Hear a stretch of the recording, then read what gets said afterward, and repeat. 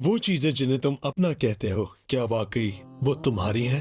आए एक कहानी सुनते हैं जो नस्लों से चली आ रही है। एक बाप अपने बेटे को अपनी वसीयत बताता है। वो कहता है, बेटे मेरी तुमसे दो आखिरी ख्वाहिशात हैं।